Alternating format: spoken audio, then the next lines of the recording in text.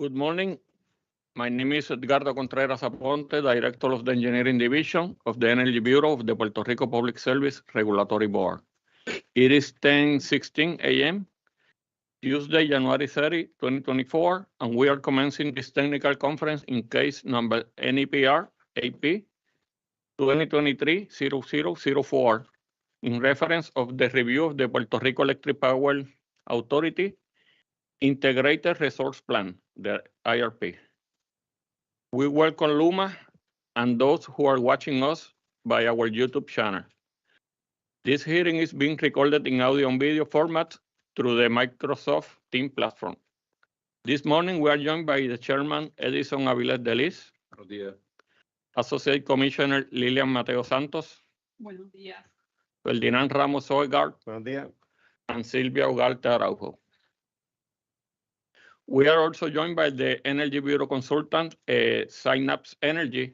I believe we got Bob Fagan and Sol de Leon. Yes, good morning. Can you hear us okay? Yeah, clear. Thank you. Good morning. This is Sol. Good morning. On July 12, 2023, the Energy Bureau issued an order initiating this procedure for the pre-filing IRP process, the phase 1. On August 8, 2023, the Energy Bureau held an initiating technical conference for the filing of the 2024 IRP. On October 31, 2023, the Energy Bureau held its second technical conference in the pre-filing phase of the 2024 IRP. During the technical conference of October 31, the Energy Bureau requests additional information from LUMA. After several procedures, LUMA presented the information that was requested by the Energy Bureau. On December 30, 2023, the Energy Bureau, through a resolution and order, scheduled today's technical conference with LUMA to address certain transmission issues in Regulation 9021 that concern the ability of the existing and planned system to incorporate new renewable energy and renewable integration resources. The Energy Bureau also ordered LUMA to file its presentation for today's technical conference at least 3 business days before today's date. On January 25, LUMA filed before the Energy Bureau today's presentation. This technical conference will be mainly conducted in English and will be recorded in audio and video. Any person may speak in either Spanish or English as he or she prefers. It is being streamed live in both English and Spanish through the Energy Bureau YouTube channel. A copy of the recording of this technical conference will be made part of the administrative file of this case and will be available on the Energy Bureau website. The Energy Bureau consultant will be leading this technical conference. Before answering any question or addressing the Energy Bureau, all participants must identify themselves for the record by stating their full name, position in the company, or whether they are consultant. The same applies to any regulated entity. Please keep your microphone on mute while not answering questions or addressing the Energy Bureau in order to avoid disturbance due to background noises. Before addressing the Energy Bureau, please unmute your microphone and request the Energy Bureau approval to speak. And now, our attorney, Eileen Rodriguez, shall administer the oath to those that shall be testifying in today's hearing. Good morning. Based on the information provided by LUMA's legal representation, the following employees or consultants on behalf of LUMA have joined today's technical conference and may answer questions from the Energy Bureau. Mario Hurtado, Maria Hilda Rivera, Daniel Hutton, Michael Mount, Alexi Paso, Ali Danish-Pui, and Brian Walsh. Attorney Mercado, please confirm that the foregoing are all the LUMA representatives that have joined us today. Good morning to the Energy Bureau Commissioners and all present. Margarita Mercado for LUMA. We have an additional witness that we asked to be sworn in, David Monasterio. He's logged into the Teams link. He's regulatory docket manager for LUMA. Okay, thank you. The others are the witnesses. To all the witnesses. And I'm told, I'm sorry to interrupt you. I'm told that Brian Walsh is not gonna join. It's not currently joining the conference. Okay, thank you.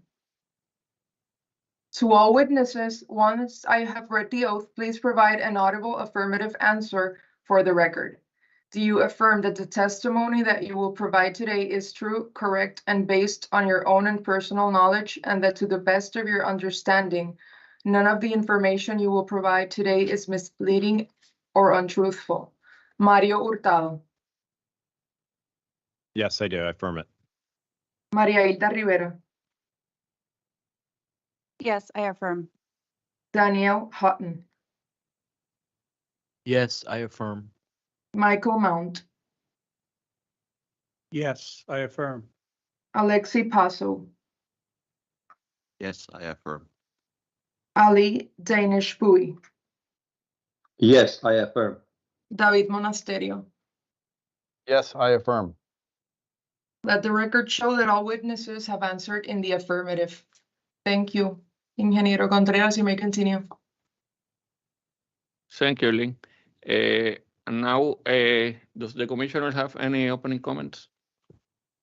So if not, we can go with the presentation, Luma's presentation at Bob. You can take the lead for now. This is Margarita Mercado for Luma. If the Energy Bureau allows it, Mario Hurtado has an opening remarks for Luma. Thank you. Yeah. I'm Mario Hurtado, Chief Regulatory Officer for Luma. I'm going to say very brief words in Spanish for the benefit of everyone that's watching us. Buenos días, señor presidente del negociado y comisionados y consultores. También doy la bienvenida a las partes interesadas y todos los clientes y miembros del público que asisten a esta conferencia técnica en forma virtual a través del canal YouTube del negociado. Nos da mucho placer y queremos dar las gracias por esta oportunidad de parte de Luma para poder hablar sobre los avances en el Plan Integrado de Recursos de Puerto Rico y sostener un diálogo sobre el futuro del sistema energético de Puerto Rico y hoy en particular profundizar en el tema de la red eléctrica.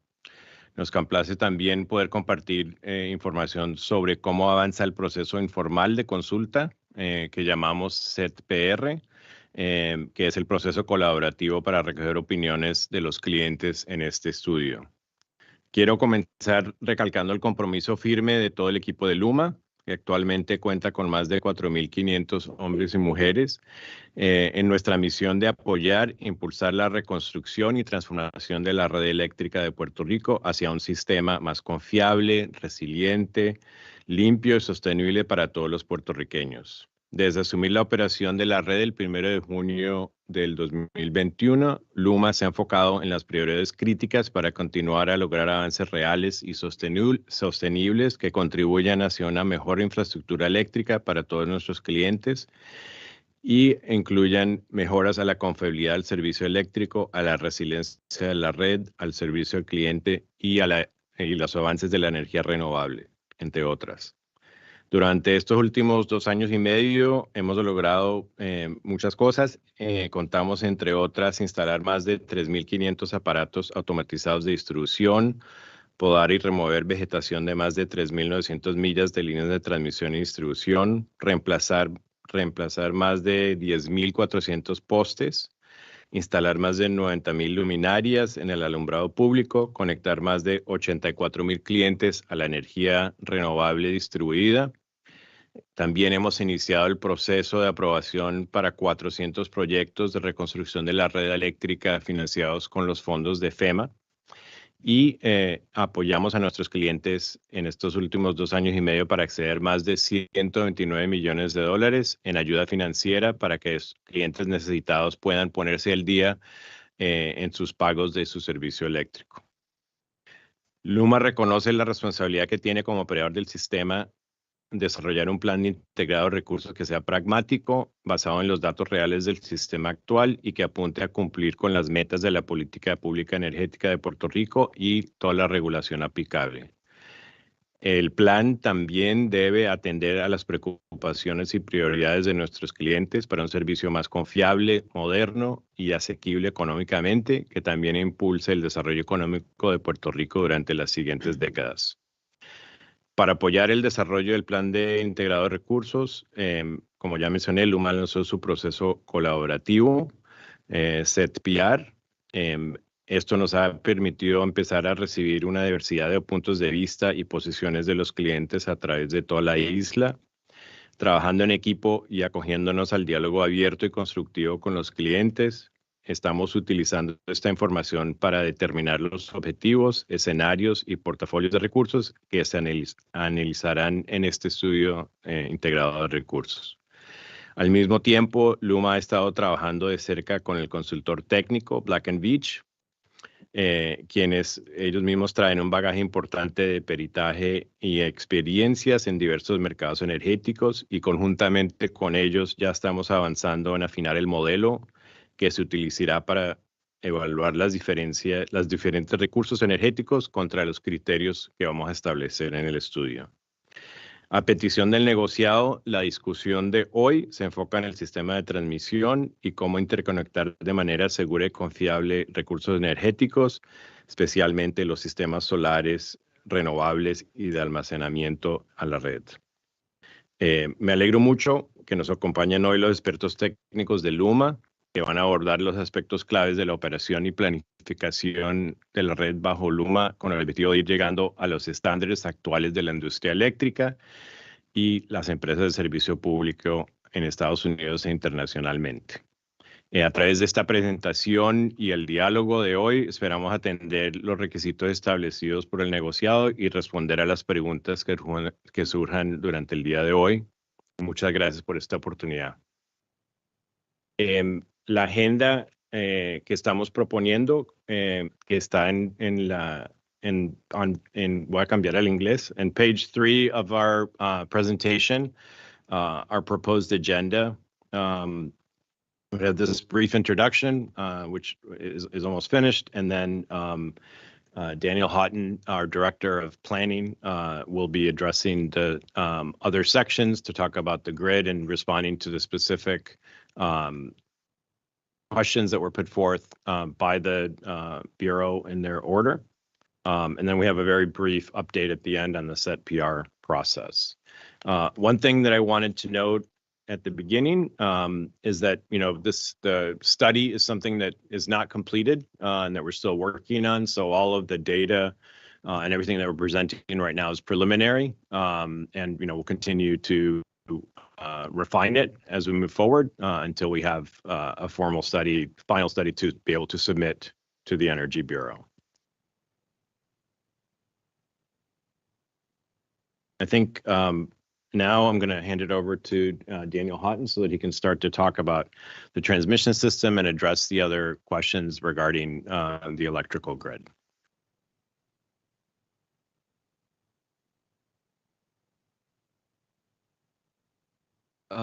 Commissioners, thank you for having us here today. We're very excited to share some of the information that our transmission and distribution teams have been working on in terms of transmission plans and information. So the first topic that's proposed here are features of the transmission system. Specifically, summary of the characteristics for all existing subtransmission facilities at 38 kV or higher. So next slide.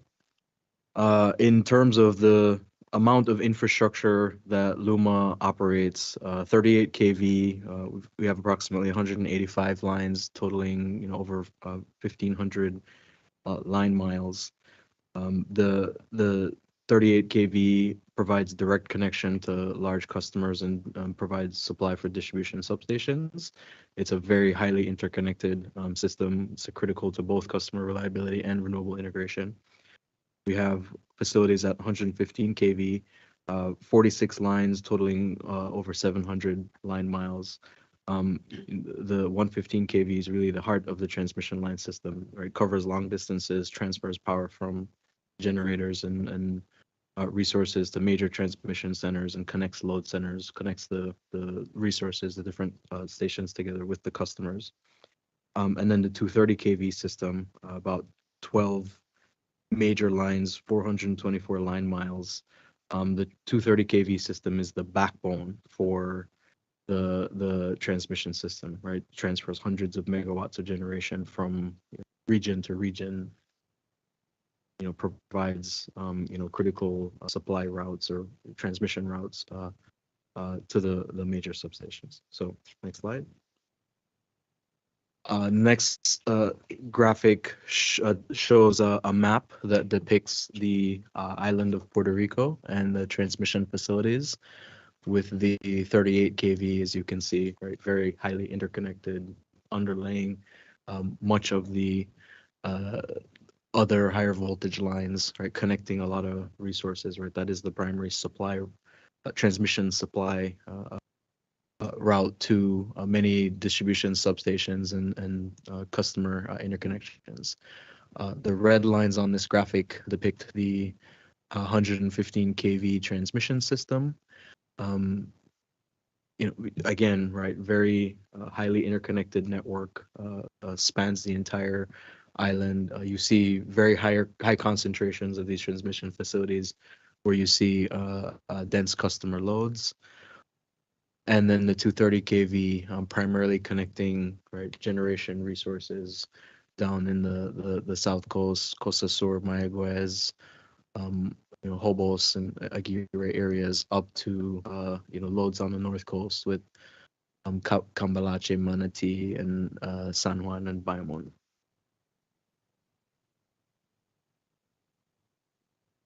The 230 kV line that goes from the south to the east, is it kind of radial to the end there? And where does it land? Naguabo? So to the east, so that Yeah, from Aguirre going northeast. Yeah, this is Lexi Paso, Vice President, Distribution Engineering Investment Strategy. So I believe that your question, Commissioner, is on the line that goes from Aguirre to Yapagua. Yeah, exactly. It cuts to north and ends up at Sapanayana, so it's coming into the San Juan region. So none of it. So it loops back. It loops just back. you can't really see it. Yes. So if you look at it, it's going to Naguabo. Sorry, and then follows the same path as the red line. Oh, okay. 115. Okay. So it's just the overlay, but it ends up in the Sapanayana yard. Okay. Okay. Thank you. perfect.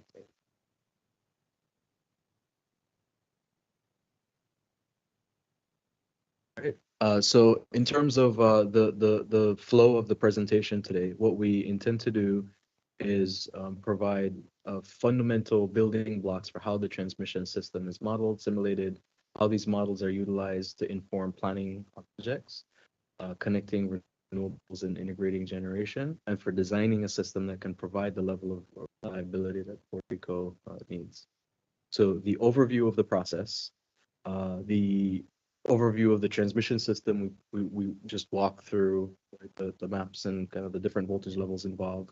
We want to walk through an overview of the transmission process, have a little bit of a conversation around NERC and reliability standards and some of the industry best practices that we are implementing to help inform our planning and investment decisions, and then how LUMA incorporates a lot of these standards into transmission planning and how we're implementing a lot of those best practices across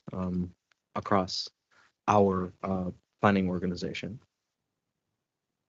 So on the next slide, we really provide the simple graphical view of this process, right? And we say it all starts with system operations.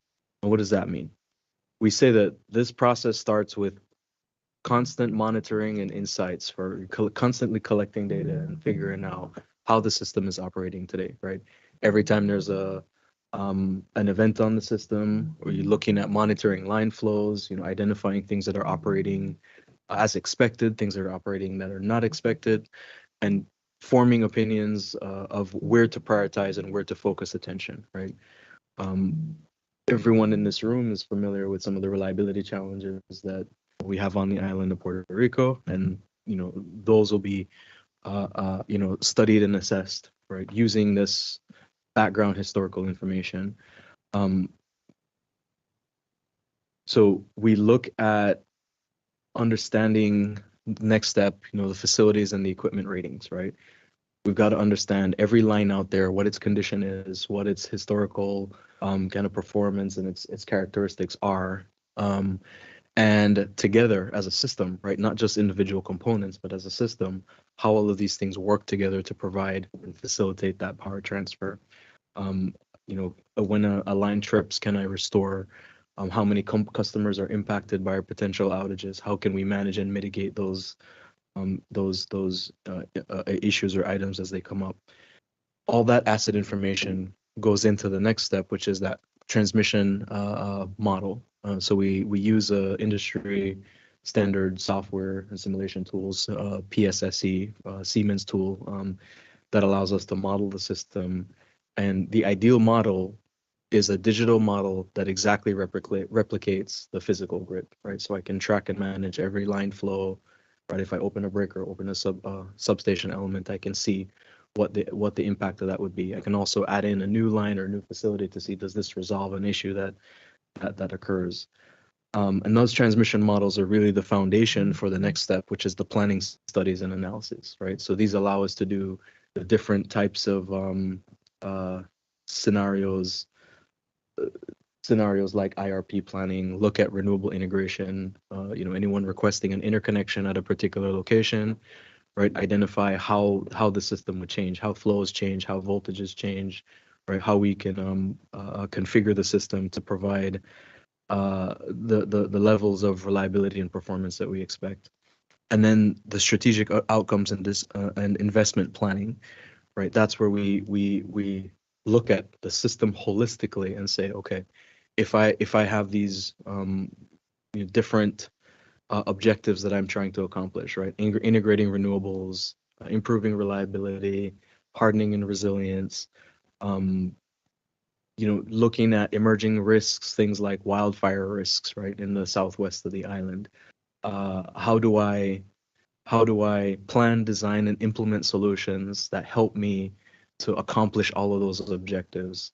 Look at the costs and the effectiveness of a different range or portfolio solutions, and then make a decision about where the system needs to go, right? What lines, what substations, what system configurations we can implement to provide that best optimum and desired strategic outcome that we seek to achieve.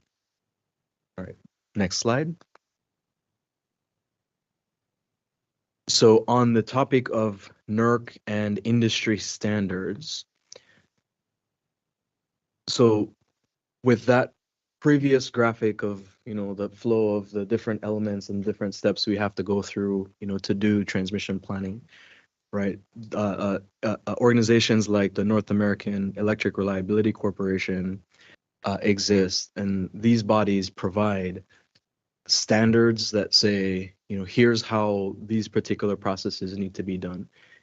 Everything from methodologies to data collection to here's what a well-designed system would look like. And so the first on this, as I indicated, even with our system, right, is looking at and understanding what is your facility rating, right? Looking at a line, looking at all the different elements on that line, looking at the configuration of how it comes into it, the substation and the protective elements at either end, and saying, how do you design these end-to-end facility ratings that you can dependably load this line up, right? 50 megawatts, 100 megawatts, whatever that line's capacity is. Model validation. I talked a lot about the PSSE, models and the simulation tools that we use, right? There's guidance around how you build an accurate model, what that model should provide, what elements should go into that model, and how those models should inform the studies. Looking at transmission planning criteria, the TPL standards. This is probably one of the most significant standards that exist, because it really provides for you a lot of the guidance around what the system design should be and what it should look like, right? Essentially, if you've ever heard the term N-1 reliability, right, I should be able to lose any line or substation element without having a consequential load loss, right? I should be able to operate the grid, and that's very important in an environment like Puerto Rico, right? Operate the grid with known risks and known issues, right? If a hurricane comes through, right? How do we plan? How do we operate? And how do we design the system to provide high levels of reliability, even with the potential impacts that we know can happen on our system?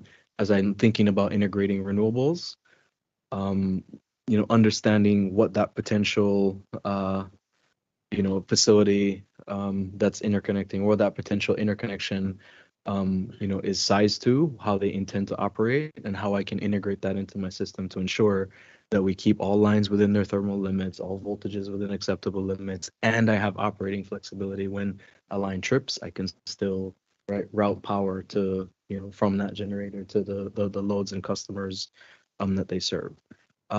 So, and the next slide, I provide a little bit more detail on each of these particular, elements in that workflow, and talk through, system operations. The critical components there are really driving for reliability in operational performance, right? Managing asset health and physical condition, looking at the various risks that are present, right? What operators do, and preparing the system for, when we're planning an outage, right? Doing the studies, doing the analysis. If I know I have a history of trips on that line, making sure that I'm doing everything that I can before I do that, that planned project, to minimize the potential for loss of an element, right? Looking at developing facility ratings and equipment. The development of ratings should be consistent with these industry standards, and we perform routine verification of facility and equipment ratings, and are improving quite a bit in that space. Identifying mismatches between asset records and actual field conditions has been a major effort that LUMA has undertaken over the last few months and years. I have some anecdotal examples or evidence here. I recall an incident last September with, looking at system operations. There was a particular outage that occurred, and we looked at the facility ratings and equipment, right? The asset data that was in place said that line should be able to handle a certain amount of flow across that line, but at a much lower level, the line ended up tripping due to overload conditions. It turns out that the historical asset records that we had, that we were utilizing in our planning, modeling and operations tools, was much different than what was out in the field. In fact, the line was rated at 50%. The actual line could handle less than 50% of what the models indicated that it should be able to, right? So that's a constant challenge and opportunity for us to know and understand and assess what's out there on the system, leverage these industry standards and best practices to say, here's what you need to do to develop, right, an adequate, accurate, rating process. It should be defendable, right? Should have a methodology in place on how these things are developed. And those are the kinds of practices that we're using to inform that third row, right? Is building out that transmission, a verified transmission model. So the key element here is having a transmission model. So ideally, a current year model where all the power flows in that model reflect actual system conditions. All the facility ratings from the row right above are accurately represented in that transmission model, and that your generation portfolio, right, as you've got daily and seasonal load changes, I can model, assess, and understand when solar is at max output, how does that change flows on the system? In the evenings when solar goes away, how does that change flows on the system? Is the system adequately designed to handle that? If it's not, how can I move things around to make sure that I'm able to maintain, right, continuity of service, keep facilities within their planned design ratings, and ensure that I can keep the grid operational through various planned and unplanned scenarios and situations. And then the planning, studies, and analysis with the predictive models and the understanding from historical operations of how things how things happen, right? The daily load curves, the various, renewable dispatch scenarios, conventional generation dispatch scenarios. We call them night peaks and day peaks, right? Looking at as the system changes, making sure that I can ensure reliable operations through, any scenarios. We do these sensitivity analyses, and we do these future scenarios, these future modeling scenarios, right? Understanding with this transmission facility that's planned to go in service 2, 3, 5 years from now, when that happens, what does that enable the system to do that it can't do today? And then, like I talked about earlier, right, is driving for those strategic outcomes, is solving for multiple objectives, looking at these potential future scenarios, like with IRP, with the various load forecast levels, with the generation resource mix, right, varying amounts of renewables, looking at how we keep the system, keep all the load served, right, match generation to load. And then strategic focus on improving reliability, increasing resilience, modernizing the T&D infrastructure, integrating clean energy, enabling customer choice, and reducing emerging risks, things like wildfire.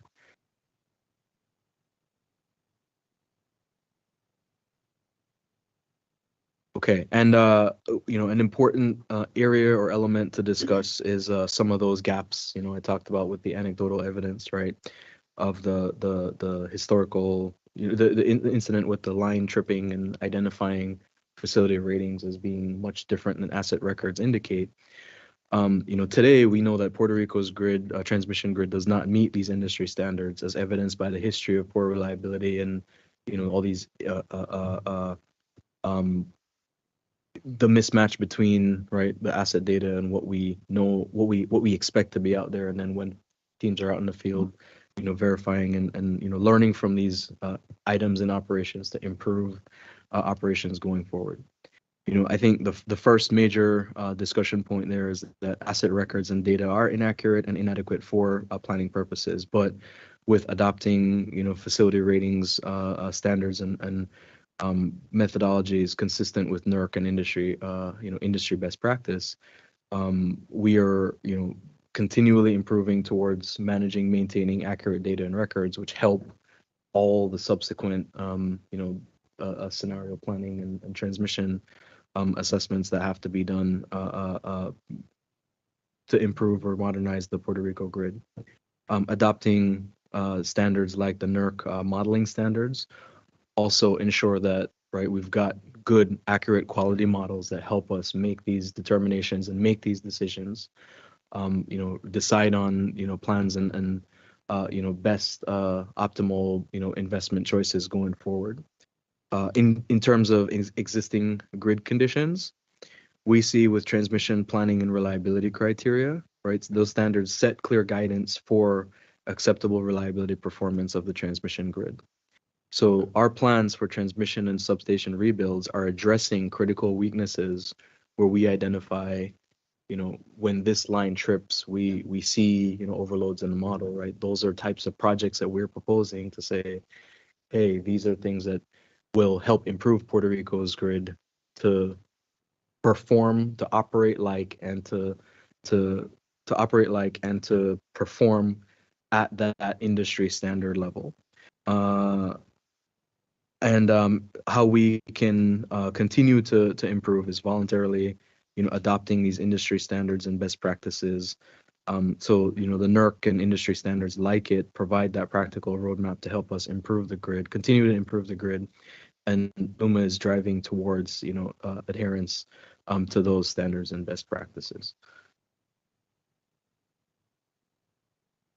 Yeah, so I think that's a good place to pause and see if we have any, questions or discussion on the I have, planning process. This is Commissioner Mateo for the record. I have 2 questions, and I think it's we can all establish as a known premise and correct premise that the Puerto Rico transmission system has several issues. When you mentioned that you are using these standards in your analysis and that your goal is that the system complies at some point with the standards, you mean that you are making repairs to correct the current issues, and at the same time you're trying to move the bar so the system in the medium, perhaps, term will achieve some NERC compliance. Is that correct? That is correct. So, the near-term focus for a lot of, the projects that we have in flight are repairs and hardening of existing damaged or out of service infrastructure, correcting current deficiencies, and as we're doing those things, identifying with these NERC standards and these other best practices, what are the next projects that need to go in to help provide redundant paths for power flow, right? When this line trips or if another line goes out of service, how do I ensure that I can keep customers connected and energized in accordance with those NERC standards and best practices? While you do that, you're also considering that we need to take the system from its current condition to a system that will embrace renewables, which is not only a Puerto Rico issue, it's in every jurisdiction, because the systems were not designed for renewables per se in any part of the world. So you're trying to achieve three goals: repairing to improve performance, moving, using those repairs as a foundation for bringing up to the standards the system, and as well you're trying to make the system compatible with renewables. Am I correct? Yeah. Go ahead. Yes, I think those are those are all correct in how they're how you stated them, and I'd reiterate, with some of the planning process and kind of what goes into these transmission plans, right? It's very rarely ever just one problem here, and that's the only thing that you're trying to solve, right? You're trying to design a system that everything operates together to provide the level of service that you expect. So exactly, as you indicated, renewable integration, hardening of existing infrastructure and assets, make it less prone to faults and failures, and then investing in modernization and the continued upkeep, all of that infrastructure to get to these future state scenarios where we're trying to achieve, right, with much higher levels of reliability, but not perform at the same level, but perform at industry standard level when we're integrating renewable various future load scenarios and with potential risk factors like wildfires and other, as we see right across the globe with impacts of changing climate and weather patterns, right? Those are new risks that haven't necessarily been planned in the past that need to go into the future of how things built. Lexi? Yeah, if I could add, Commissioner Lexi Paso for the record, Vice President in Distribution Engineering Investment Strategy. So it's exactly that. So many of the projects that you've already seen that we proposed are both projects to address the asset condition and the capacity and those considerations on the existing lines. So building it to the original or a improved condition. And then the other piece is on some of the projects to address some of the system vulnerabilities. And then Daniel mentions the N-1. So that's very much a key consideration. And as we do that, we want to address the renewables and making sure that how the grid is designed and planned, there is a component and there's a points on the system where we can integrate, and those also align in terms of where the generation is connecting. So when we're considering that, we're looking at the N-1, getting to the industry standards, with the future generation patterns. Thank you. You mentioned that. I have a concern. The system was designed for centralized and huge plants.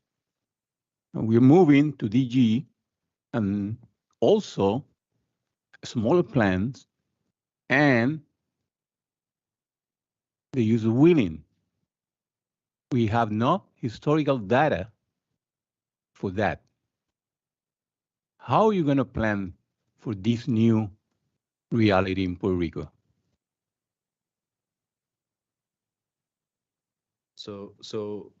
Thank you for the question, Commissioner Edson. If I could clarify, if I restate, right, the system, you're saying the system wasn't planned for decentralized distributed energy resource to be connecting. It was planned for large central station generation. So how are we planning the system to modernize and accommodate those changing generation portfolios? Is that okay? Yeah. So I think everything that we've talked about here, in terms of the ability to understand what all of your facilities, equipment ratings and capabilities are, understanding, putting that all together in a model, making sure that your existing model adequately represents the physical world, right? So our digital model has to represent the physical, right? That is the only thing that's going to give us a fair shot at saying, I can model and assess these future scenarios. I can model the changes in generation, right? I can turn off the large central station generators and turn on these highly distributed renewable resources and say, does that change the flows on these particular lines? If they do, right, how do we manage and mitigate? How do we ensure that there's acceptable capacity or enough capacity on those lines? We understand, right, the it's almost like the hourly, the daily, and the seasonal, variations in weather patterns, generation production, customer load, and those dynamics. And that's the only thing that really allows us to put together those planning studies and analyses and say, well, this is a potential future scenario for how the system could operate. And then you go down to that next level and say, if I want to make sure I have, NERC standard planning criteria implemented where I have no overloads, I can lose a line and not cause customer outages, I can keep voltage, thermal protection and stability of the system intact, right? Then I can say, yes, this is a system that's planned and designed to accommodate these levels of renewal. And this is not just the Puerto Rico issue. I think this is, a global phenomenon, right? We see happening all over the world with, systems that were designed and operated one way, right? Shifting significantly in terms of decentralization of generation, understanding the change in flows and issues. I think I would interject that the benefit we have on the island of Puerto Rico is that we have an island where everything works together and everything has to be integrated and operate synergistically, right? Distribution, transmission, and generation, right? There's no other factors I think you might have to consider sometimes. Really large interface. So it's both a challenge and an opportunity for us. This is Michael Mount for Luma. If I could add to Daniel's presentation, you've heard him use the term scenarios a lot in his presentation, that we look at planning via scenarios. Your question relates to the uncertainty of the future. And because we cannot predict the future exactly, we know these elements that you've described, the renewable energy, the geographic diversity from its former locations, the growth of things like electric vehicles, distributed generation, what's going to happen with wheeling. That's no experience in Puerto Rico on. That's why we have these scenarios. We don't just look at a single scenario. We look at multiple scenarios, and that will be part of the analyses that happens on the transmission system too during the IRP process. We develop multiple plausible scenarios that address these considerations. And since we can't pick one of those that's going to be the future, we look at them all. And then we try to develop a portfolio of transmission systems and resources that is the most flexible to operate across those scenarios, those potential future conditions, before we come up with a recommended path for both generation as well as transmission. You mentioned also in your presentation that sometimes the data that you have in your system stored or in your files does not correspond to the reality of the assets or the equipment. You mentioned that line that was rated in paper to a certain level and it actually was not working at that level. Under another docket, we were pursuing the inventory of the system. One of the purposes was to know exactly what is out there and the condition in which the equipment is. And we are cognizant of the fact that the data that PREPA had was not up to date or was not as comprehensive as it would be needed for this kind of analysis. How much has that effort progressed so it would facilitate your analysis in this process? Yeah, this is Alexi Paso for Luma. So there's multiple aspects to it. So we started the system without a proper power flow model for the steady state. We got that fixed and addressed. So now those studies can be done. And continuously we're improving the model as we collect more field information. I would say that the efforts from the transmission, they're relatively constrained in terms of the circuit miles, etc. So we have a better visibility, better knowledge on the transmission models than the system overall. There are, however, a lot of work for us ahead of us to get all of those models corrected, and especially specifically on the distribution side. There's several efforts underway, some of which are related to the federal funding in terms of addressing this. And as we go into the rebuilding of the system and data collection, all of those feed into our models and the information repository that's in place to collect those models. But yeah, so that's basically where we are. We're moving towards and continuing those data collection efforts, but there is a considerable amount of work that's already gone into it. Maybe Commissioner Mario for Luma, Alexi or Daniel, can you give an example? I mean, can you talk about what happens when we're looking at upgrading a substation or rebuilding it? There's my understanding is there's an assessment that's done at the beginning.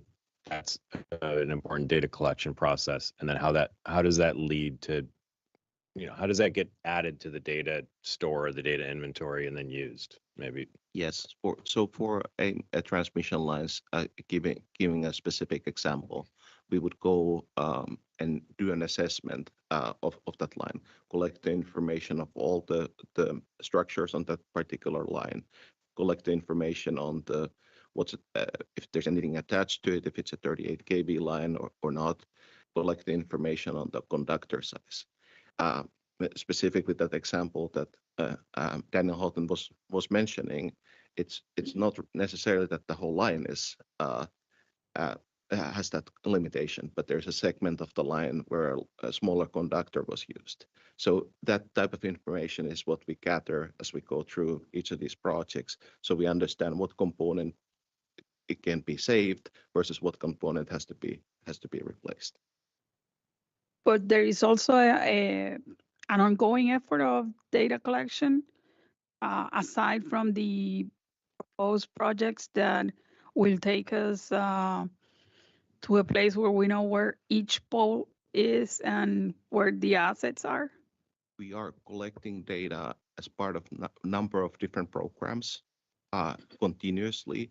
There is a significant components of data collections that are part of the federally funded vegetation program, the federally funded AMI program, and number of other rebuild programs. And those all are feeding back into our asset information. And we also have a program that we're looking to accelerate in terms of the data collection. So we do have some manual efforts going into the field addressing the condition, taking the asset record, and providing that into the asset inventory. So you have, if I understood correctly, you have a program for the inventory of assets, but all the other efforts, when you get information, it's included here. So it reduces somehow the efforts that have to be completed in the inventory program. Exactly. So where we can leverage that information, we do leverage that information. Perfect. Thank you. I think we got a raised hand from Bob, our consultant. Hi, thank you. Yes, just two initial questions on this subject area. The first one on slide. Excuse me, Bob. No. Okay, Bob, go ahead. I just have two initial questions. On slide 8, you presented a map of the transmission system, and as Commissioner Ramos indicated, it was sort of difficult to actually discern exactly what's going on. As part of the filing, or preferably during the pre-period, can you provide a much clearer map or maps for the transmission system at each of the 230, 115, and 38 kV levels? Yes, we can provide that. We can split basically the different colors into different maps. Okay, thank you. And improve the resolution, please. The second question, it just follows from Commissioner Mateo's question concerning the status and the condition and the availability of the transmission network. Can you provide sort of documentation, a snapshot of where you are in this process?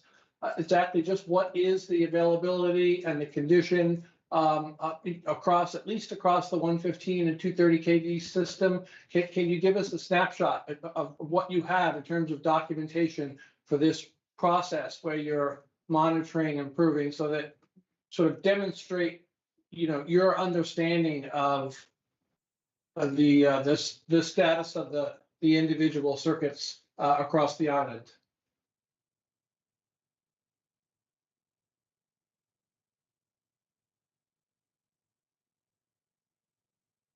Maybe this is Mario Hurtado. Mr. Fagan, maybe if you could help us a little bit with the question. When you're talking about, it sounds like you're talking about what do we have data that indicates in X year this was the availability or the uptime on certain lines, and now it's, and then so it was X, and I'm just picking an example, FY22, and then in FY23 it was this. Is that the sort of thing you're talking about? Indicators of, you use the word availability. I think. You're talking. Let me see if I can clarify. I think what's important for us as consultants and for the Bureau to know is, you describe that you're in the process of improving the grid. I think it would be nice to know. When we did this IRP a few years ago, the system was in very bad shape, and hopefully it has been significantly improved since then. I guess we're looking for some sort of a snapshot, not a deep dive, but a little bit more data than just you're continuing to track asset health and physical condition. Something that conveys the key metrics associated with the availability of the 115 and 230 kV grid, and to some extent, what you're doing now, and to make sure that the major assets are available. And perhaps this is part of the filing, to the extent that you have information readily available during the preliminary period before the filing, that would be helpful. Yeah. Mr. Fagan, I think, we're kind of nodding, and I think let us take that back and we'll figure out how we can address it. I think I'm looking over at my colleague. There are elements that we can put together to kind of address that. We just need to kind of go through it and figure out which are the ones that are indicative, which ones make sense, and we can represent over some period of time, or, as you said, as a snapshot to allow people to see indicators that they can make some sense, that will make sense. So Okay. we'll go back and do that. Okay, thank you. Bob, I Yes. just want to be sure, you asked for a better resolution maps. Do you have any specific standard? No specific standard. What was filed in the prior IRP, there were a series of maps that were certainly clearer resolution. There's maps that are out there, and I guess we'd be looking for A the lead match, updated the previous updated one. maps with the best resolution. Absolutely, we can provide that. Okay, I mean, ultimately, confidentially, the one-line diagram was also filed back in 2017 or 2018. When an updated one is available, that would be important to have as background also for the whole system. Yeah, Mr. Fagan, that we'll include that, that with the appropriate protections on critical energy infrastructure, as you mentioned, we'll do that. Thank you. So we'll provide that. Yep.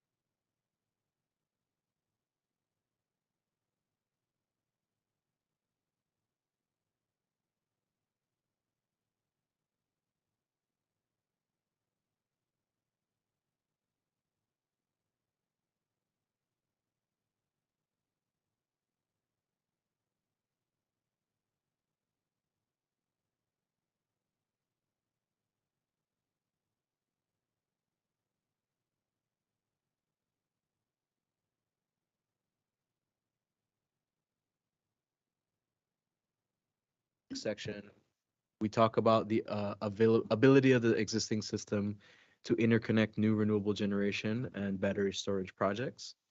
And in this discussion, what I will do, if you go to the next slide, is walk through first a series of before I get to the illustrative examples, as we talk through the discussion, right? Renewable or generation integration capacity. One of the highlights here that we have to continue to message is that generation and integration capacity. It's really size and location dependent, right? Each injection point's characteristics have to be looked at and analyzed individually. And that grid capacity and constraints change when each successive interconnection occurs, right? And we'll highlight some of this with a few illustrative examples that talk about the different impacts and things that we must consider. It's, I'm sorry, this is Commissioner Mateo. I understand that that's correct, but it's within certain reasonable limits. So if I have 80,000 PV systems in houses, and you are planning for a certain amount of additions for some periods, the next one is not necessarily going to make the system work bad if you're planning for a cushion. So the model changes and your results may change whenever you add another interconnection, but that's within reason. If you're planning correctly, there is some cushion that should exist. We may not have it now in certain areas because we are catching up with the changes and the system was not designed for this. But it doesn't mean that the whole system is gonna break or go down if we start planning correctly. So if the correct investments are done, they will give you some cushion for continuing planning and adding to the capabilities of the systems. But the next interconnection should not be the breaking point if we are planning for having some buffers. Maybe if Mario Hurtado for Luma, I think what you're saying makes sense, Commissioner. The way I think about it, and like Daniel and Alexi to address this is, it has to do with the planning and then how you take account of risk. So where you're talking about cushions, there are standards in terms of, when they're planning the system or when we're planning the system, when we're looking at ratings, certain tolerances, and then what level of risk can you accept? And then I think part of the key things about this planning and then knowing what's going on in operations is recognizing, first step is to recognize the risk, have some way to measure it, and then incorporate that into the planning so that you can have a functioning, as you describe, as, okay, yeah, one more unit or one more addition interconnecting isn't going to sink the ship colloquially. Exactly. There's some tolerance like that. If you want to. Yeah, if I could just add, this is Alexi Paso for Luma. So I think it's still very much the size and location dependent. So, if it's a big interconnection, yes, there may be impacts, but they will have to get studied. In some of those cases, you have a large number of smaller connections coming into the same point. So we have to understand the aggregate effect of those smaller connections.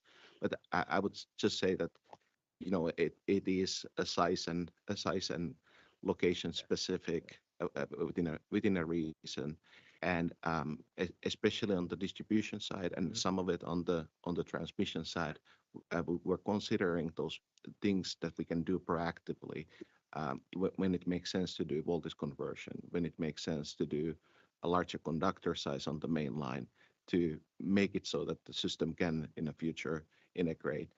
And it also has a better reliability and resiliency points under today's configuration by having a capacity available from adjacent feeder or adjacent substation to connect loads when an outage or disturbance occurs. Yeah, I think that you answered my question, because what I was referring to was that when you're looking at, for example, at the distribution level of feeder, and there is an issue there, you're not only correcting that issue, but you're using the information you have that is telling you more people may connect to that feeder. So you're not gonna just fix that, but you're gonna have some buffer for the integration of more people, because your numbers are telling you that in that region or area, that's what is happening. So it's not a continuous issue that the next system is gonna bring the necessity for further studies because you have some tolerance. Yes. So generally in planning both for load and generation, we wouldn't propose a solution that just gets you there. If it's feasible to implement a solution that brings it up to a certain level, some standard component size, such as transformer or feeder. So yes, we wouldn't necessarily. It's again still location dependent, but where it makes sense, we would those upgrades would accommodate future.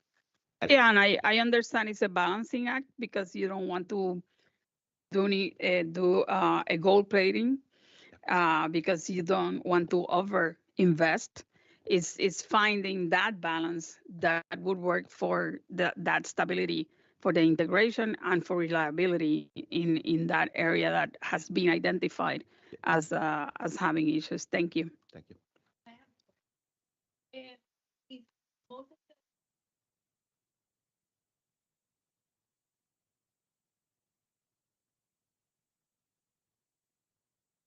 No, not necessary. That's the distribution level interconnection or net metering. Right. So, sorry, can you repeat the question?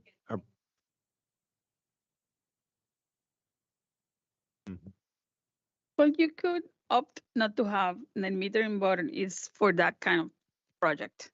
Yeah. For behind the meter, it's not the utility scale projects. Right, it's not utility scale, but it doesn't require for a project to be NEM in order for that regulation to apply.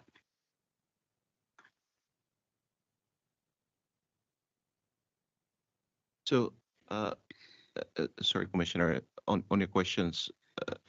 So as far as we consider and we see as far as the distribution projects or transmission projects where we anticipate having generation based on where we have seen adoption. So those are considered in our rebuild plans, both for distribution and for transmission projects. Additionally, we've implemented area planning for distribution and for our 38 kV networks. And when we study that, we consider the renewables adoption so far as part of that area planning impact. So in that way, they're considered in our planning activities.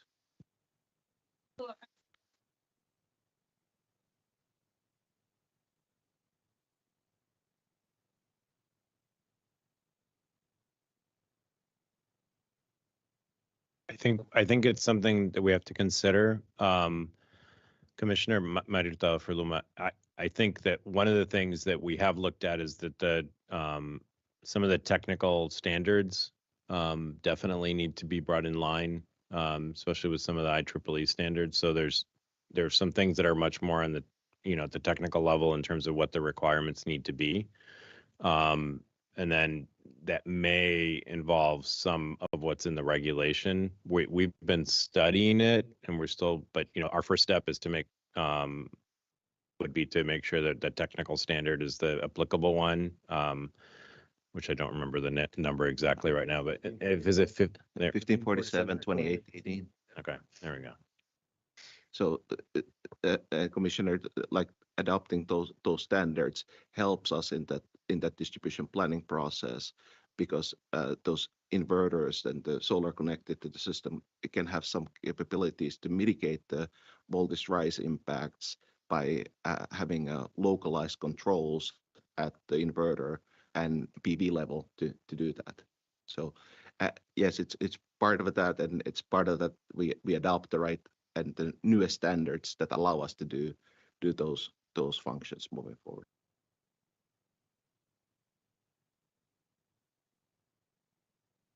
Any additional comments? Yeah.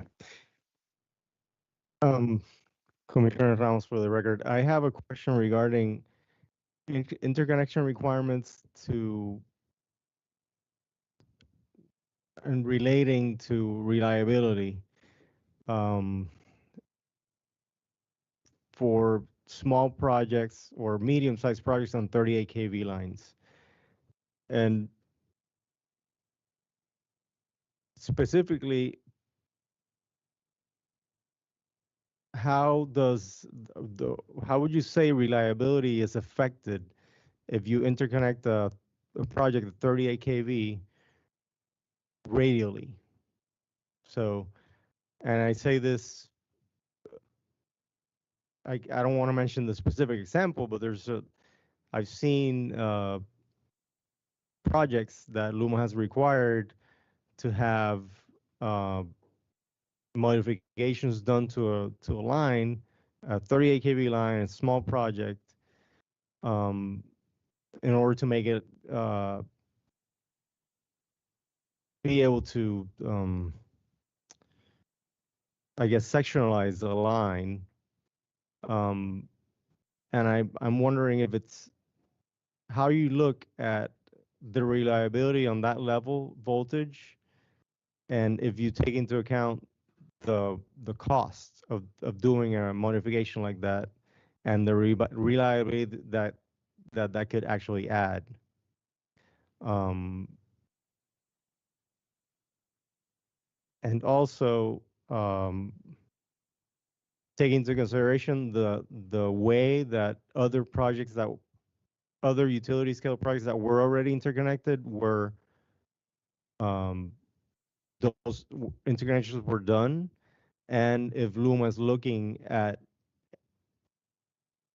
any way of modifying those interconnections that already exist in order for it to be more reliable if it's needed.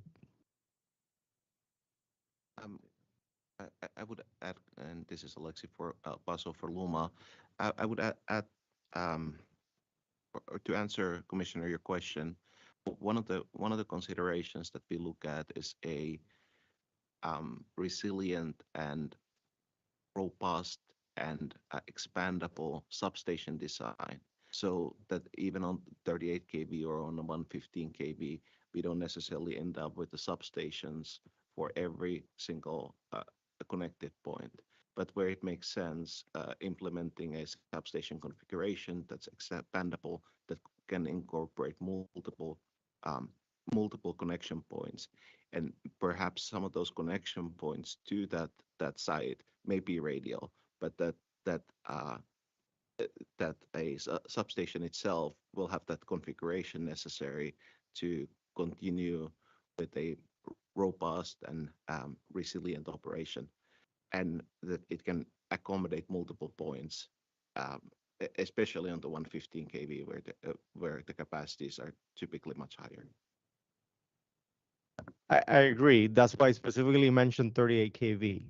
And I'm wondering, my question, to rephrase or maybe make it more functional, are you taking into consideration the cost of doing modifications to the system like that versus the reliability that it could,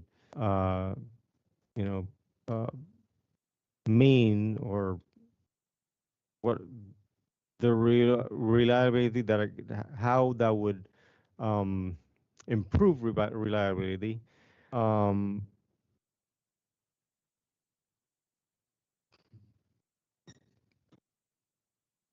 And the other aspect is the size of the system or of the project. So if we're talking a 20 megawatt project going offline, how does that affect reliability, or the local reliability, and take into consideration the cost of doing an improvement like that?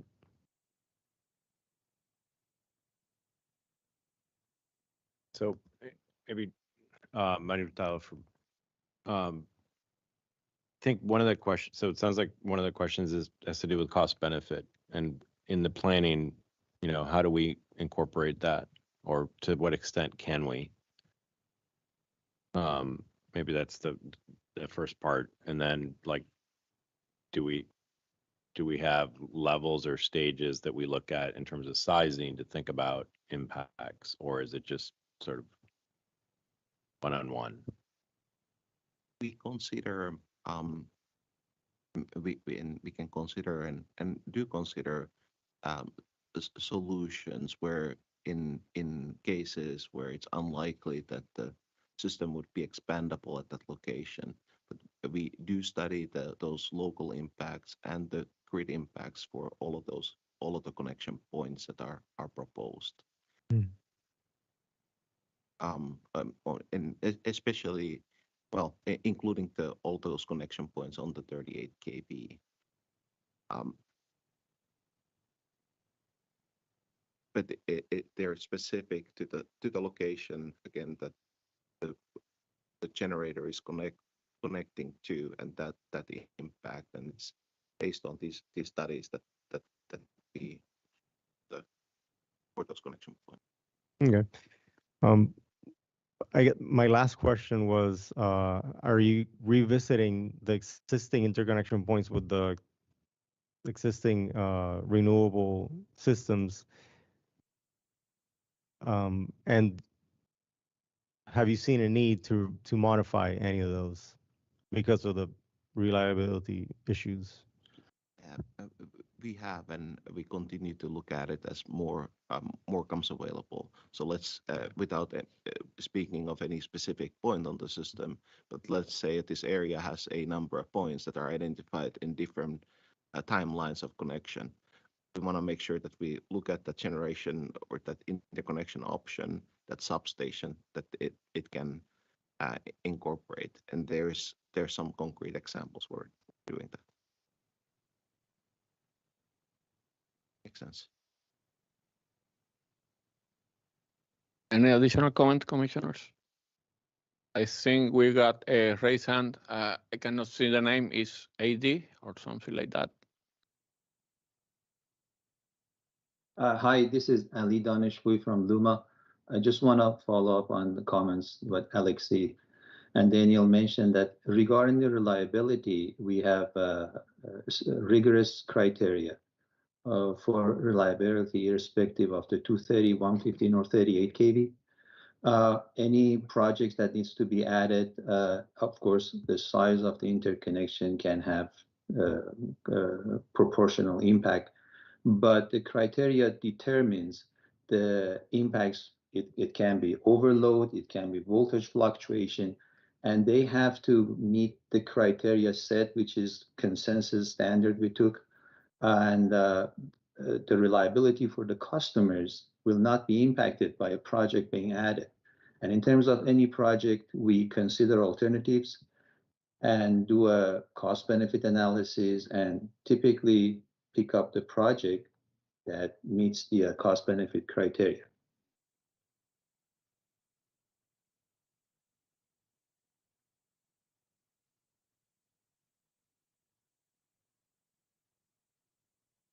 Okay, thank you.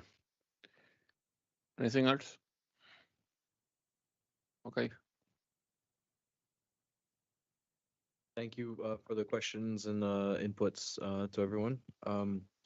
So continuing on this question or this discussion on whether the transmission system has available capacity. So, we describe this as saying, multiple variables impact the final recommendation. And so the top line there is that the grid does have available capacity to interconnect resources, but the grid does not have unlimited available capacity, right? So with every interconnection, you have to assess what's available, what's being utilized, and what capacity may remain. And as renewables and other generation interconnect, those grid conditions change, right? What's available changes as a result. And each new interconnection affects the future available capacity for all future interconnections. And so it really is back to that statement, a project size, physical location, and timing of the individual interconnection matters. And, specifically to address the comment or question that, Commissioner Mateo had asked, a simple example would be if I take a distribution feeder and I have 2 or 3 residential interconnections, you might have significant capacity for a lot more residential connections to interconnect.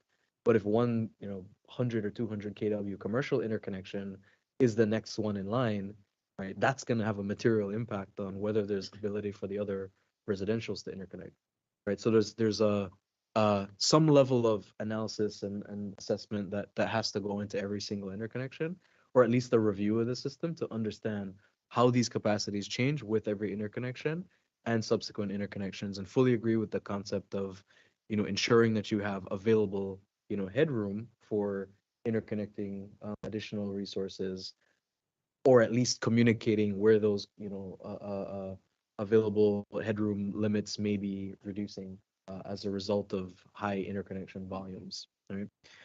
So really, LUMA's focus is on safely, reliability, and affordability with, connecting customers and with connecting generation technologies and generation resources. So again, the methodologies and adherence to industry standards is important, right? Making sure that we understand what those lines, the distribution, transmission, substation infrastructure is rated, ensuring that those models are up to date and reflective of the physical world, right? Your digital models have to be reflective of the physical world. And then it's constantly, updating them to ensure that we're providing the right level of interconnection guidance to, changing loads and customer generation interconnection requests.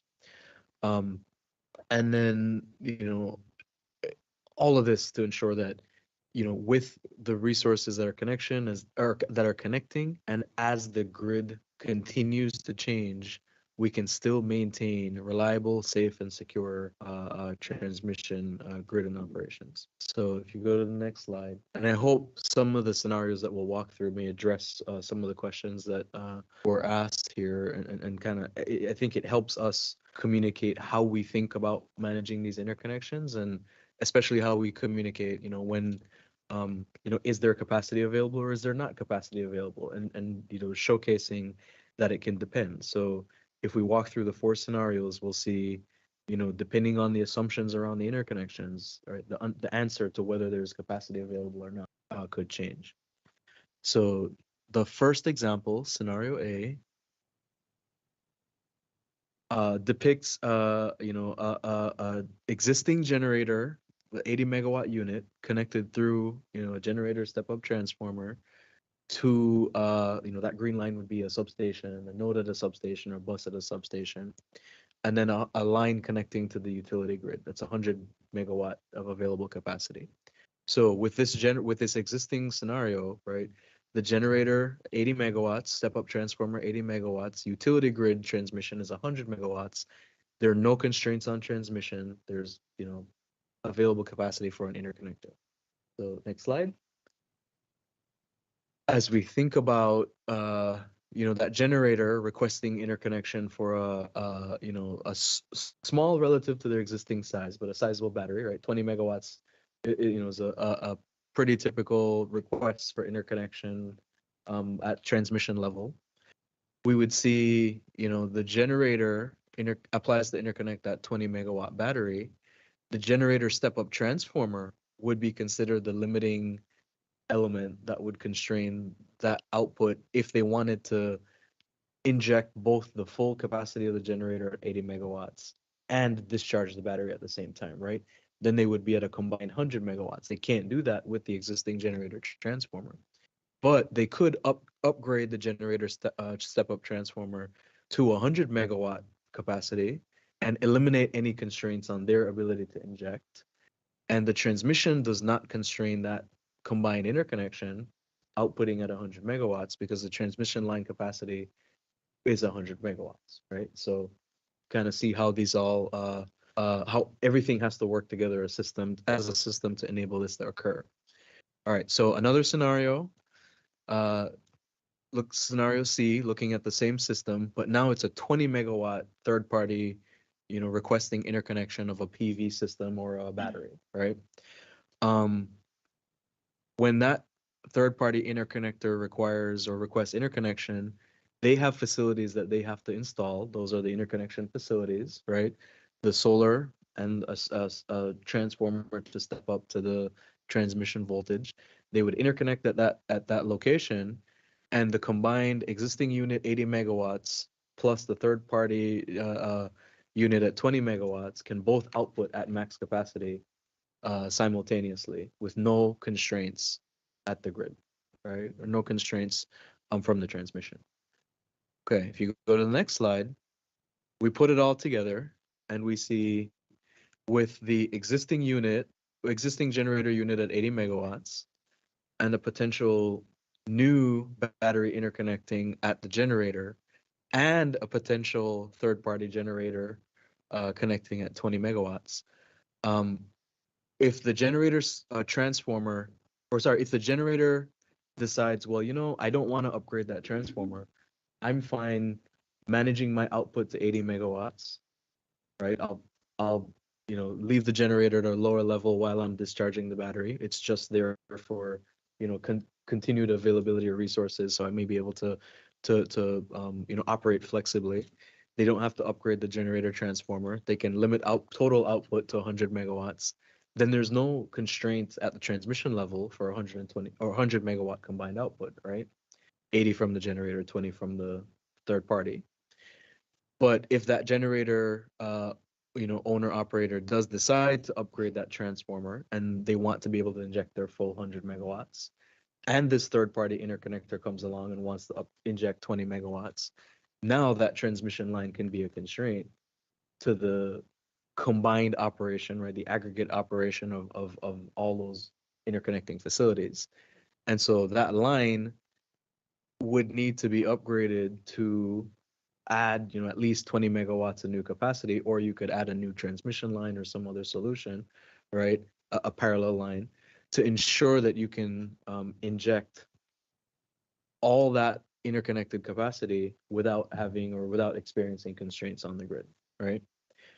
So this example highlights a few things where, in that number 4, A, B, and C, we talk about, constraints at the utility grid are not just because of constraints on transmission infrastructure, right? It could be due to how the plants or how the facilities intend to operate. If they operate one way, right, like a combined solar plus storage system, for example, If they're only ever charging the battery from solar and discharging the battery when solar is not available, that's a different assumption than if they're planning on having solar outputting while the battery is able to output at the same time, right? Can have a material effect here. And operating agreements to say, okay, well, here's how you can operate within the existing capacity of the grid are possible. And grid upgrades to increase line capacity are also possible solutions, right? And so you really have, when you think about, the range of possible options, right? This is why it's really important, if we go back to those first few slides, right, to understand what the rating and capacities of those facilities that exist are, to have good models that show you here's what's interconnecting and here's how it's going to operate, and to have planning criteria and industry standards to say, if you want these things to operate and provide high levels of reliability, here's things that you would have to do to configure the system. To Commissioner Ramos's earlier question, right? You also have to think about with industry criteria, what happens if that transmission line trips? What happens to the generation there? What happens if a transformer trips, right? What happens if an element at the substation, right, a bus or an arrestor or some other piece of equipment, fails, right? How do I keep energy flowing on the system? How do I prevent experiencing customer outages or failures or equipment, things that happen to equipment routinely, right? Every mechanical system has to be taken out for maintenance at some point. Every facility has to be operated in a way that allows for that operating flexibility to enable, right, that safe, reliable operation to take place. So the next slide. Maybe can I just insert one thing, Mario Hurtado for Luma. I mean, I think the other thing from my perspective, at least, that this example also brings up is in the interconnection process, the order of who goes, which project is planned for first and which project comes in later affects materially from the planning standpoint, how you see what you need to do to the system, right? If you knew all of this at the same time, you might think about it one way, but if you had the generator transformer with the new BESS and you didn't have the third-party generator come in until 2 years later, you might end up with a different answer, right? And so the order and timing affects, how we can work with the generators and determine what is really necessary for their interconnection. Yep, thank you for that. So the next kind of summary of this topic to discuss is, right, this is why accurate asset data and models are required and why they're so necessary. Right, the system's dynamic and constantly changing. Anything changes when one new generator interconnects, it impacts the potential answer for the next person to interconnect at that location, depending on what size they're interconnecting. And that accurate asset data is really important to build those transmission models, to be able to do these scenarios and planning and analyses and make the recommendations for what the system ought to look like, given the assumptions around what's connecting when and how it's operating. Today, we understand that these transmission models must be improved, right? I talked about ideally your digital model matches the physical grid so that we can say, okay, I studied it in the model. I've got pretty good confidence that this is what's going to happen in the field. Today, based on our experience, we study these things in the model, right? We typically are having to perform field walkdowns to verify, yes, this is configured this way. Yes, these are the conductor ratings. Yes, the transformers are rated at what we expect the models to, what we expect them to be based on the models. Then we do these studies and analyses, assess these future states, and then make the recommendations for, right, what may need a network upgrade, what may need a rebuild, what may need a capacity upgrade. The upgrade decisions are made based on simulation results only after field verification and the constraints are fully vetted, right, to make sure that that really is what's happening. because we want to make sure that we're effective in utilizing resources and investing in the right things on the system. And we'd say that these models also are updated to include expected future planned projects. So, right, again, we're studying different requests for interconnection. The dates that they're going online also have a material, impact, right? Which projects are planned to go in service, what the system should look like or should be configured to do in that potential future year. On the next slide, we say, characteristics of a well-planned system.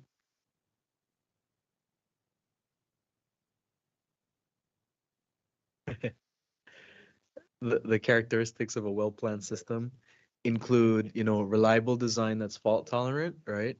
And flexible to accommodate both load and generation. That's part of the conversation that we had, at the start of this section. That load and generation vary in both time and space, right? So what you experience in summer is completely different than what you experience in winter or in spring. And the experiences of real-time grid operations have to be factored into here to say, hey, your model may say this, but here's what we actually experience. And then you fine-tune those models and, you can make those informed decisions. And to this end, operators require constant situational awareness, because when these generators interconnect and when the system performs in real time, right, they have to have not just these studies that we're performing, but real-time data to say, here's what we thought was going to happen on the system, right? EMS, SCADA, and remote telemetry units and line sensors, right, provide that feedback from the grid for them to say, oh, here's what the actual loading levels are. Maybe we can push it a little bit more. Maybe we have to scale back. When a transmission line somewhere else trips and that flow is diverted onto, another line that may have been lightly loaded, now it's heavily loaded, right? These are the things that are contemplated in a lot of those NERC standards and the studies and assessments, but they have to have those tools available to ensure that they can operate the grid reliably based on a lot of these planned scenarios. And then, the available capacity today changes as developers, confirm their project status, right? Because if developers say, hey, I'm interconnecting, and this is when the timeline I plan to interconnect and the amounts that I want to interconnect, if they change either the amount or the timeline, could impact either the flows or the voltages or all the conditions on the grid upon which a lot of these investment decisions are being made. Today we're working with the so tranche 1 studies that are largely complete, but there's still activity ongoing around the status of those interconnections. Tranche 2, right, has made significant headways into the studies where we're getting ready and initiating the beginning stages of tranche 3. There are NEPR requests for battery interconnections, other interconnection requests that are being managed in these queues. And so you can see that it's not just a simple, oh, here's where you interconnect and you're going to be okay, but it's a what are we interconnecting, where, when, and how, what is the existing state of the system today, how does that change over time, and how are these projects, in aggregate, expected to change the future, flows and, characteristics of the grid. So, again, there's available capacity for load and generation, but it evolves as the grid is being rebuilt. And then, the comment on, fault tolerant, right? We have to be able to plan for these unforeseen circumstances, especially in an environment like Puerto Rico's grid, where, right, hurricanes are a real and pressing threat. Rebuilds will help and help us manage through, a lot of that stuff. But, right, everything sequenced in time, right, has to be taken into the whole planning scenario and prioritization.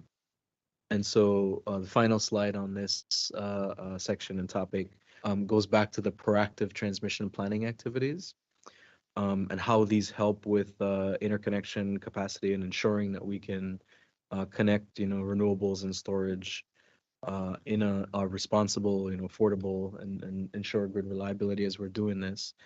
FEMA-funded transmission line rebuild projects do help and provide with resilient hurricane-resistant infrastructure, right, designed to handle 160-mile-per-hour winds, right? That's our kind of core design standard as we're performing a lot of these FEMA rebuilds.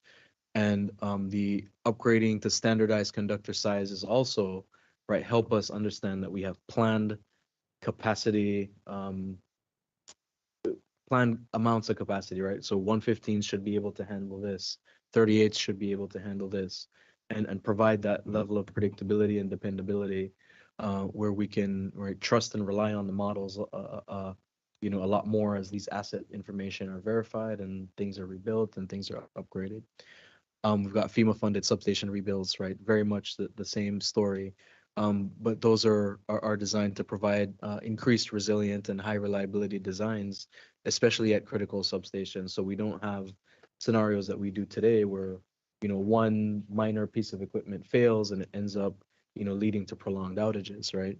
I want to make sure that a piece of equipment fails, you can quickly isolate, restore, and keep customer loads and generation online during that. And then, you know, renewable interconnections is a central part of that, you know, proactive, you know, study, because I think, you know, everyone at this table and everyone on the call, right, we want to promote the expansion of decarbonization technologies and, you know, help advance the renewable, you know, goals and objectives that have been set forth for Puerto Rico. And then standardization, right, talking about line rebuilds and known predictable, you know, conductor sizes and building to standards, I think will help holistically, right, understand the available capacities and ensure that we're unlocking, you know, potential, you know, constraints that we may have today because of these mismatch between asset records and, you know, existing infrastructure. And confirm that these capacities exist across the system to streamline, you know, the transmission system, both the interconnection processes and, right, activities like integrated resource planning for those potential future scenarios. So that concludes the kind of remarks and discussion of the, you know, the third topic area. So this is Margarita Mercado for Luma. We suggest that this may be a good time to consider a lunch break and move to another topic yeah. if the Energy Bureau. Is any additional comments, Commissioner? This is Commissioner Mateo for the record. I just have one question. I know we're talking about the transmission level, but you mentioned in some of the scenarios that we just discussed that sometimes how the owner of the system operates it may facilitate its interconnection. So I was wondering whether that can be that can happen at the distribution level, for example, by the net metering customer using the settings that Luma would need to be used for facilitating the interconnection in their inverters or equipment. Is that true? Yeah, that's accurate. Maria Isla Rivera from Luma. That's correct. By changing different settings or different requirements, that can help us balance the system more easily and avoid certain conditions or reaching the capacity at which the feeders or the system can no longer operate safely without with the additional capacity being brought in. I think there are other ways to address this. We've talked, my colleague Daniel also talked about managing the dispatch, right? We have at the distribution level, you can still have demand response programs, and you can structure that based on economic demand response, right? Which is when you pay for the capacity from a provider to have that capacity available throughout the year or the month. And so there are different options that do not necessarily involve energy metering for the DERs in order to help maintain the reliability of the system. So that would be a tool that, if available, would facilitate the operation of the system and to a certain extent would avoid additional investments for some time or reduce the level of investment that needs to be done in the system in the near term, if you have control of the settings. Yes, updating those will help reduce the cost in the short term, and my colleague Alexi Pasa will add to that. Yep. So what I would add also is that more specifically, if a voltage issue is identified that may be able to be locally addressed by the smart inverter settings. So voltage settings or having a responsive inverter to that local voltage and adopting the IEEE 1547 and 2018 settings can support that and reduce the voltage related upgrades that would be otherwise needed. IEEE 1547 2018. That's 2018. So now Yeah. it's 11. Give me a second. 56. Okay. Sorry. I have a question regarding the interconnection of the the utility scale projects. I understand now Luma is limiting it, or our RFP is limiting it to 115 kV. Could you explain why it's not permitted, to put it that way, to interconnect at 230 kV level? Is it just that the price is too expensive? Can you elaborate on that? That's generally true. That would be, it's much more cost effective to connect at those lower voltage levels. And because of the robustness of the 115 system and where it reaches. The 230 system is more of a point-to-point system for pushing large amounts of power through. But the 115 is more of that a local transmission where those generators can connect. Yeah, it's primarily the cost and the complexity factor on the 230 system that would, and that does, the really the requirement is the connection at the 38 kV level or 15 kV level. And if I can add one more thing, that in most cases 115 is available here to 230 kV facilities, especially on the areas where we've seen some of the previous projects and tests. Anything else? Okay, it's 11:58. Let's take a 1 hour break. We're gonna be back here at 1 o'clock. Thank you.